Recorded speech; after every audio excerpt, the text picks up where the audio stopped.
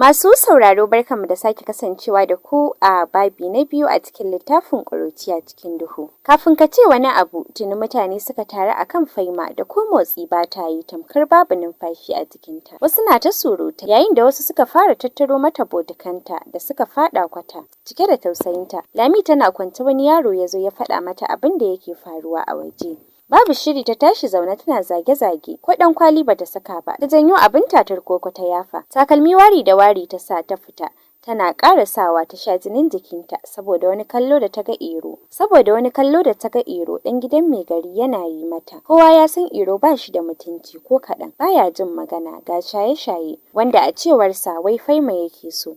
Bakinta ne ya fara rawa inda ta hau kutsawa cikin mutane tana cewa, ku matsa na ga halin da 'yata take, wani shegen ne ya taɓa ta, ta faɗa tana cire abin tatar kokon tare da yin ɗamara da shi. Shi kuwa Iro matsowa ya ƙara yi kusa da Lami yana cewa, ai na zata ke ce kika yi mata wani abu. Yana faɗa yana zaro wata 'yar ƙaramar wuƙa a aljihunsa. A tsorata Lami ta ce, haba Iro, ya za a yi na yi mata haka? Sai da na ce ta bari Shamsiya ta riƙe mata bokiti ɗaya. Amma ta ce wai na bar ta za ta iya, ni na san ya fi ƙarfinta. Ta faɗa tana ɗago Faima wadda ta zama tamkar gawa. Su kwa 'yan kallo baki a sake suke kallon Lami da mamakin wannan mugun halin nata. Idanta ne ya sauka akan waken alalarta da suka yi ɗaiɗai a kwata. Ji ta yi zuciyarta ta yi mata zafi. Za ki gane kuranki Fadime, ta faɗa ba tare da ta san maganar ta fito fili ba. Me kike cewa? Iro ya faɗa a tsawace. A'a, cewa na yi sanni 'yata, ta faɗa tana ƙara cicciɓar Fadime. Haba babarmu, mu kai ta kemis ɗin Lawwal mana, ya duba ta, kina ganin ko motsi ba ta iya yi? Haba Iro, wannan fa ba abin zuwa kemis bane. Yarinyar nan aljanu ne a kanta. Ina da maganin da zan mata a gida. Ni kwa na ce, o, Sulami har da sharrin aljanu. Kasancewar ba ta son a ce a daina barin Faima tana aiki da yawa. Shi kwa Lawwali da ya ji haka sai ya ce to shikenan. Ba matsala, ki kula da ita, zan zo anjima, ya faɗa yana busa sigari. Tun a soro Lami ta wurgar da Faima kamar kayan wanki, ta ɗebo ruwa cikin bokiti ta sheƙa mata. A firgita Faima ta farka daga suman da ta yi, tana ƙoƙarin buɗe idonta. Ta fara jin saukar duka ko ta ina. Shegiya 'yar iska 'yar baƙin ciki.